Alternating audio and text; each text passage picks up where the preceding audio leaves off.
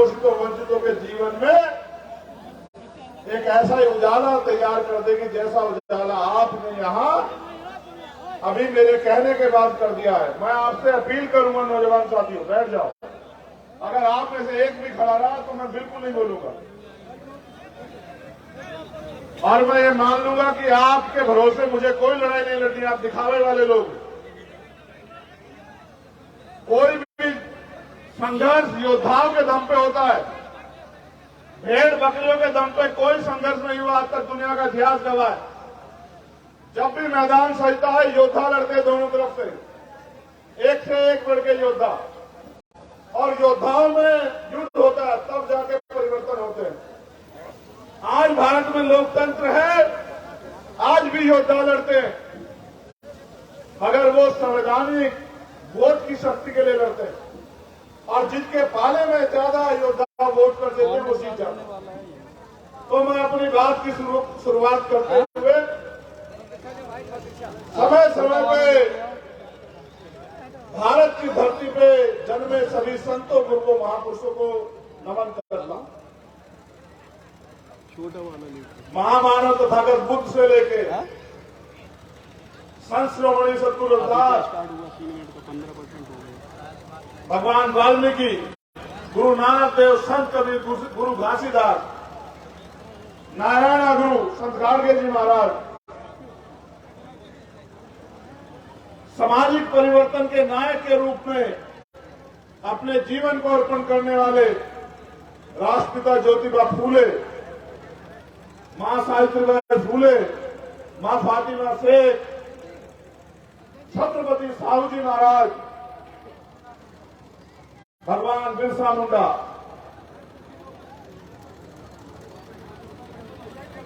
उत्तर भारत में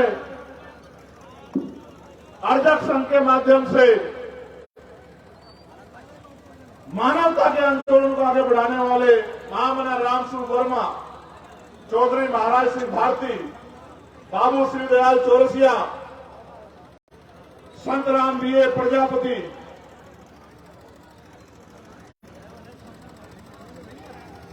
जननायक कपूरी ठाकुर, बाबू जगदेव प्रसाद कुशवाहा, मान्यवर दीना माना वाल्मीकि साहब,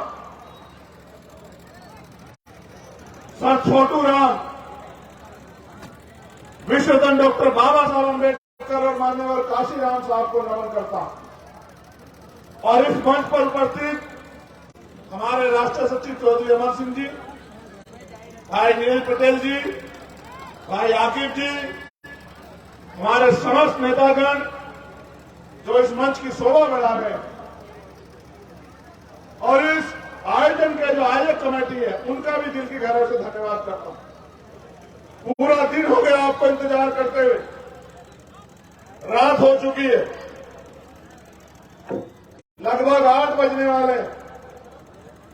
मैं आपके प्यार, विश्वास, धैर्य और समर्पण को जितनी भी बार धन्यवाद करूं कम, लेकिन जो बात मैं आपसे कहना चाहता हूं, जिसके लिए आज हमने संविधान बचाओ, आरक्षण बचाओ संकल्प यात्रा निकाली और जो प्लान हम पूरे देश में कर रहे हैं, उस खतरे से वाकिफ कराना मेरी आपको जिम्मेदारी। समाज साथियों, भारत में वंचित वर्ग के लोगों को कोई भी अधिकार मांगने से, रोने से, चिल्लाने से, हाथ फैलाने से नहीं मिला। समय समय पे इसके लिए हमारे महापुरुषों ने कुर्बानियां दी, जिनके नाम मैंने लिए, उन्होंने सबने अपना जीवन, अपने सुख सुविधाएं त्याग कर मानवतावादी आंदोलन को मजबूत किया, अंधविश्वास, पाखंडवाद के खिलाफ आंदोलन चलाया और उसको असली ताकत के रूप में डॉक्टर बाबा साहब अम्बेडकर ने भारतीय संविधान के रूप में एक ऐसी ताकत हमको सौंपी, जिस ताकत ने पशुओं जैसा जीवन जी रहे शोषितों को इस देश की राजगद्दी पे बैठने का अधिकार और अवसर देने का काम किया। सम्मानित साथियों,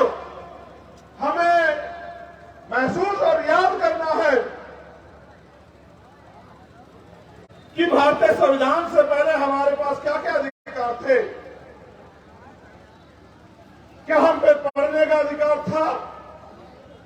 क्या हम पे मंच सजा के बोलने का अधिकार था?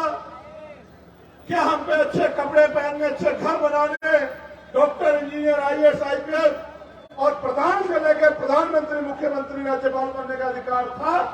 विधायक, एमपी बनने का अधिकार था? देश की महिलाओं पे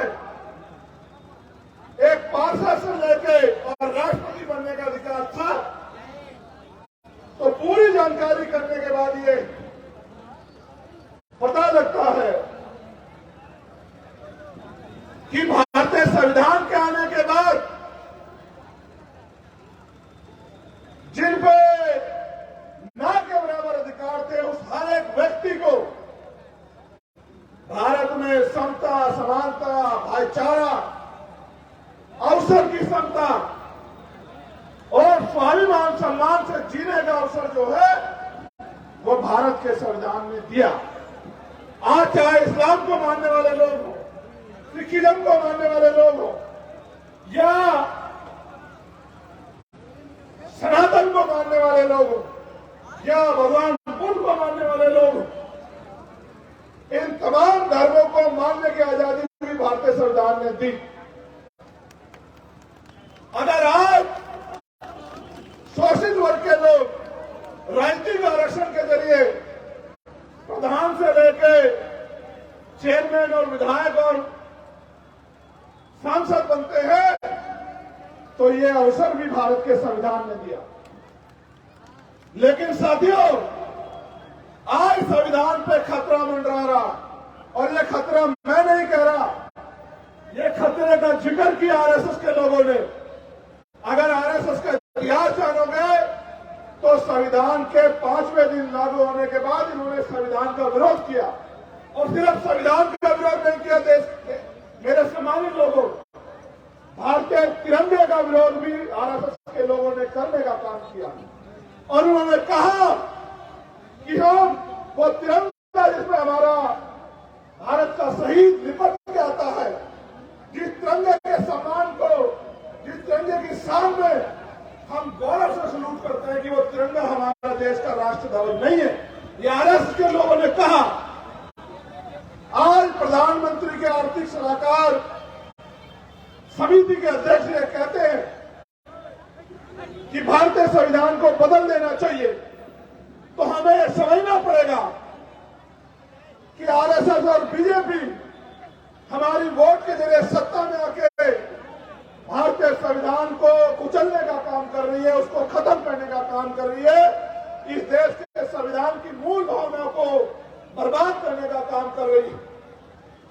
वैसे तो सम्मानित साथियों, ये बुद्ध की धरती है और बुद्ध शांति के प्रतीक है, लेकिन मुझे ऐसा लगता है कि आज भगवान बुद्ध के शांति की धरती से हमें क्रांति की शपथ भी संकल्प भी लेना पड़ेगा। क्योंकि सम्मानित साथियों, बाबा साहब अम्बेडकर ने भी कहा कि जिस कौम का नौजवान जीते जी अपने समाज के अधिकारों की लड़ाई नहीं लड़ता, वो जीते जी भी मरे हुए के समान होता है। मैं जब अपनी बात रखता हूं तो कई तरह समझाता हूं, और एक शायरी के रूप में मैं आपसे कह रहा हूं, आपकी ताकत का एहसास कराते हुए, कि राजमहलों से ये पैगाम है मेरा, देश के हुक्मरान के नाम, देश के प्रधानमंत्री के नाम, आरएसएस के मुखिया के नाम, कि हमारे सब्र का इम्तिहान मत लो, कि राजमहलों से खंडरों का रास्ता हो जाएगा, हम गरीबों से जो उलझेगा वो फना हो जाएगा। हम दरिया हैं, हमें मालूम है हुनर अपना, जिस ओर चल निकलेंगे रास्ता हो जाएगा। ये बात मैं कहना चाहता हूं देश के प्रधानमंत्री, गृह मंत्री और संघ प्रमुख को, कि किसी गलत फहमी में मत रहना। मेरे बहुजन समाज के नौजवान साथियों, अधिकारी, कर्मचारियों, आज हर स्तर पे आपका शोषण हो रहा है। मैं अपने नौजवान भाइयों से कहना चाहता हूं, आपको तय करना है कि आप गुलामी का जीवन जीना चाहते हो या संविधान के जरिए स्वाभिमान सम्मान का जीवन जी मिला है, उस जीवन को जीना चाहते हो, ये आपको तय करना पड़ेगा। और मैं अक्सर कहता हूं नौजवानों को कि संघर्षों के साए में घनघोर जवानी पलती है और इतिहास उधर झुक जाता है जिस ओर जवानी चलती है। मैं जवानों को यह कहना चाहता हूं, देश के साथ भारतीय संविधान की रक्षा की जिम्मेदारी, करोड़ों शोषितों वंचितों के हक अधिकार, देश की तमाम महिलाओं को सम्मान और अवसर की देने वाले संविधान की रक्षा की जिम्मेदारी आपकी।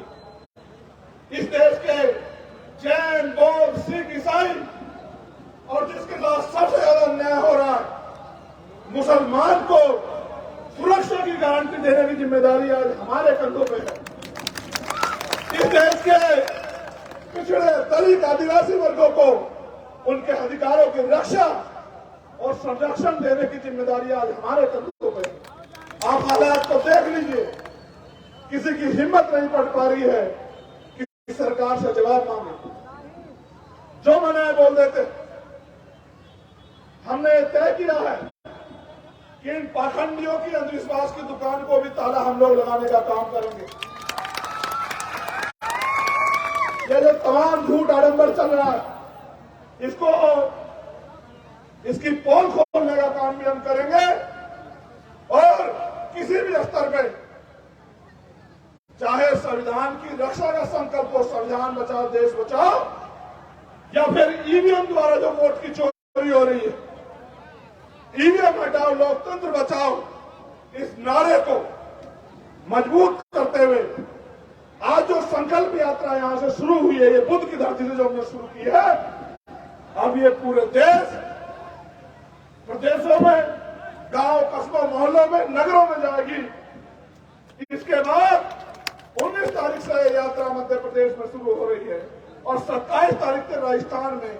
और अब हम लोग प्लान बना के आज जो आरएसएस बीजेपी के मंसूबे में जो कील ठोकने का काम आपने किया, इतनी बड़ी सभा करा के और रात के 9 बजे भी यहाँ बड़ी मजबूती से डट के आपने जो आज अपनी ताकत दिखाने का काम किया, चौधरी अमर सिंह के हाथों में मजबूत करने का काम किया, यहाँ की जिले की कमेटी के हाथों में मजबूत करने का काम किया।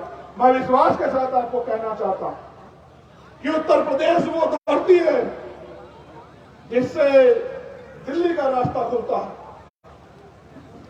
हम लोग पूरे उत्तर प्रदेश में संविधान बचाओ, देश बचाओ, ईवीएम हटाओ, लोकतंत्र बचाओ,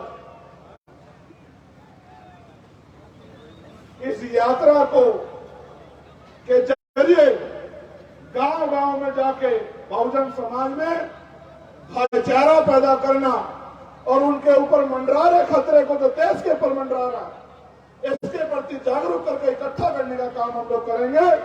और जैसा सारे नेता कहते हैं कि बीजेपी को उत्तर प्रदेश में रोका नहीं जा सकता, मैं आपको विश्वास से कहता हूं कि पूरे उत्तर प्रदेश की गली गलियों में ऐसे घूम के हम अपने बहुजन समाज के लोगों को जगा के उत्तर प्रदेश से ही भारतीय जनता पार्टी का विजय रथ लेंगे। ऐसा संकल्प भी हमें लेना। समाज साथियों, इस देश में एनसीआरबी का डाटा यह कहता है कि 50,000 महिलाओं के साथ हत्या, रेप और यौन उत्पीड़न की घटनाएं होती है देश में, क्योंकि ये वो आंकड़ा जो दर्ज होता है। असल सच ये है कि 10 में से इन सत्ताओं के आगे एक मामला दर्ज होता है, यानी कि एक्चुअल घटनाएं 5 लाख के करीब है। मैं आपसे पूछना चाहता हूं, आपका खून होने के नाते, एक पिछड़े वर्ग का बेटा होने के नाते, कि अगर आप उसकी गहराई में जाने का प्रयास करो तो आपको जानकारी मिलेगी कि 95% वो बच्चियां बहनें आपके समाज की है। मैं आपसे पूछना चाहता हूं, सम्मानित मेरे बहुजन समाज के योद्धाओं, ये बताओ आपके जमीर को, आपकी हिम्मत को क्या हो गया है? जिनकी संख्या इतनी सी है वो हमारे लोगों को नोच रहे हैं और हम लोग बैठ के तमाशा देख रहे हैं। तुम्हारी जवानी को हो क्या गया मेरे वीरों? क्या ऐसी मुसीबत आई है कि तुम अपने हक अधिकार के लिए आवाज भी नहीं उठा पा रहे? सरकार क्या करेगी? मेरे ऊपर सरकार के संरक्षण में भी गोली चली। आज उस गोली के बाद मैं पूरे रास्ते आपके सामने खड़े होकर आया। मौत तो कल भी आनी है, मौत आज भी आएगी। मौत अगर यहाँ आनी है तो मौत यहाँ भी आएगी, लेकिन डर के अगर जीना है, ऐसे जीने को मैं जीना नहीं मानता। कितनी गोलियां मारेंगे, कितने चंद्रशेखर आजाद की लाशें, कितने चंद्रशेखर आजाद की लाशों से खून की वजह खेलेंगे। आपको बीमारी के जरिए बहुजन समाज के हर एक घर में चंद्रशेखर आजाद पैदा हो गया, सरकार को साथ जानकारी। इसलिए मैं आपसे कहना चाहता हूं कि अगर इस अन्याय को रोकना, नौजवानों को ऊपर रोजगार चाहिए, आप गरीब जनता को महंगाई से निजात चाहिए, बहन बेटियों की सुरक्षा चाहिए, अगर हक अधिकार चाहिए, स्वाभिमान सम्मान का जीवन चाहिए, तो संघर्ष के लिए कमर कस लो वीर बहादुर सिंह। आपको साथियों, कोई रास्ता नहीं है, कोई आपके रोने चिल्लाने पर दया नहीं करेगा। अगर दया करता 2000 साल में कर देता। भगवान बुद्ध के समय से लेकर अब तक देख लो, 2250 साल हो गए, किसी ने आपकी उस पर दया नहीं की। जब तक आपकी लड़ाई लड़ी, आपके अपने लोगों ने लड़ी, तो दुश्मन से उम्मीद मत करो कि वो आपकी लड़ाई लड़ेगा। आपको अपने कंधे पे अपने आंदोलन को मजबूत करना पड़ेगा। और एक और बात, क्या इस लोकतंत्र में अमीरों का इलाज होगा, गरीब के बेटे आगे नहीं बढ़ सकते? कि मैं आपसे जानना चाहता हूं। 69,000 शिक्षक भर्ती में घोटाला हुआ, 20,000 पदों का, 20,000 दलित पिछड़ों के बच्चे घर रह गए, किसी को तकलीफ हुई क्या? आप बताओ मेरे साथियों, 20,000 बच्चों को नौकरी मिलती, एक घर में 5 आदमी, 1 लाख लोग सुरक्षित होते, उसकी एक पीढ़ी सुरक्षित होती। क्यों नहीं बोले नेता? दरोगा भर्ती में घोटाला हुआ, किसानों के साथ अन्याय हुआ, किसानों का एमएसपी गारंटी नहीं मिली। अगर आशा आंगनबाड़ी अपने हक के लिए लाठी मारते, कोई भी गांव का कर्मचारी अपने हक के लिए आएगा लाठी मारते। मैं आपसे जानना चाहता, जो आपको लाठी मार रहे हो, वो आपको अधिकार दे देंगे क्या? कब तक मेरे बहुजन समाज के लोग दुश्मन पे भरोसा करके लूटते फिरते रहेंगे? ये बंद होना चाहिए। इसलिए आज मैं बुद्ध की धरती से आपसे ये कहना चाहता हूं कि आओ मेरे साथ खड़े हो जाओ, अपने पैरों पे खड़े हो जाओ मेरे साथियों, जहां जहां बैठे हो वहीं खड़े हो जाओ और दोनों हाथ उठा के संकल्प करो मेरे साथ। मैं यहां से जो बोलूंगा, आप अपने दिल से जवाब देना कि आप क्या सोच रहे हैं। देश की रक्षा कौन करेगा? हम करेंगे, हम करेंगे। देश की रक्षा कौन करेगा? हम करेंगे, हम करेंगे। संविधान की रक्षा कौन करेगा? हम करेंगे, हम करेंगे। बहन बेटियों की रक्षा कौन करेगा? हम करेंगे, हम करेंगे। किसानों की रक्षा कौन करेगा? हम करेंगे, हम करेंगे। मजदूरों की रक्षा कौन करेगा? हम करेंगे, हम करेंगे। देश की रक्षा कौन करेगा? हम करेंगे, हम करेंगे। संविधान की रक्षा कौन करेगा? हम करेंगे, हम करेंगे। तो गांठ बांध लो। अगर संविधान की रक्षा करनी है, देश की रक्षा करनी है, बहन बेटियों की रक्षा करनी है, अपने हक अधिकारों की रक्षा करनी है, तो कीमत चुकाने के लिए तैयार हो जाओ। और कीमत यह है कि कमर कस के अपने क्षेत्र में चले जाओ और जिस तरह आज मैं आपको जगा रहा हूं, आप भी बस्तियों में जाके बहुजन समाज के लोगों को जगाने का काम करो। और ऐसे अगर ये काफिला चलता रहा तो कुछ ही दिनों में एक ऐसा सैलाब आएगा, जिस सैलाब के आगे भारतीय जनता पार्टी की ये कश्ती हिलोरे खा के डूब जाएगी और इनका पता भी नहीं लगेगा, ऐसा मेरा विश्वास है। मैं अपनी वाणी को विराम देते हुए, क्योंकि आपने पूरे दिन मेरा इंतजार किया, मैं अपनी वाणी को विराम देते हुए कहना चाहता हूं, क्या हमारी माएं हमें इसलिए पैदा करती हैं कि हमें जाति धर्म के नाम पे या स्वाभिमान सम्मान से जीवन जीने के नाम पे हमारी हत्या हो? ये सोच के ना हमारी मां हमें पैदा करती और न ही हमें पालती। उस मां के कर्ज को भी हमें चुकाना है। वो मां भी हमसे उम्मीद करती होगी कि एक दिन हमारा बेटा उस मां के अधूरे सपनों को पूरा करेगा। मैं आप अपनी जेब में हाथ डाल के देखो मेरे लोगों, क्या मां के सपनों को पूरा करने की साधन आपकी जेब में है मेरे लोगों?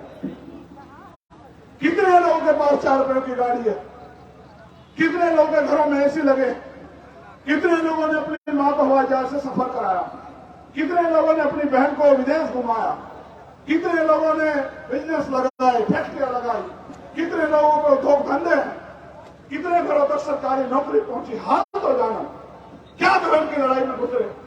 धर्म आपके मुद्दों को दबाने की एक दवा है उनके पास।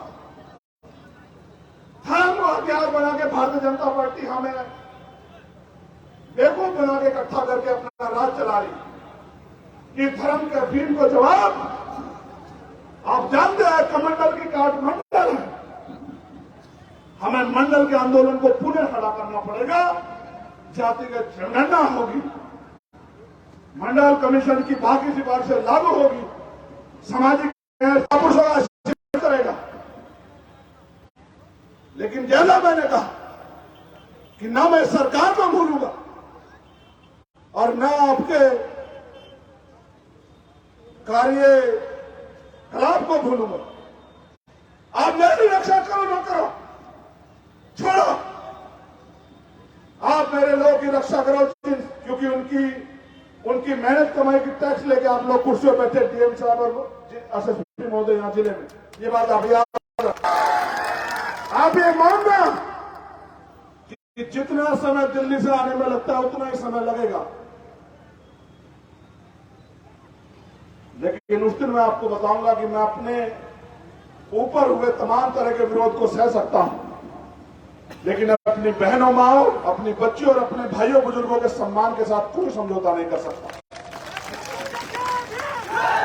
इसलिए मैं आप दोनों अधिकारियों के लिए मंगल कामनाएं करता हूं और आपसे कहता हूं कि भाई हमारे लोगों के लिए यहां कानून व्यवस्था करके न्याय का ऐसा माहौल बना के रखना कि कभी आपको और मुझे एक टेबल पे बैठना ना पड़े,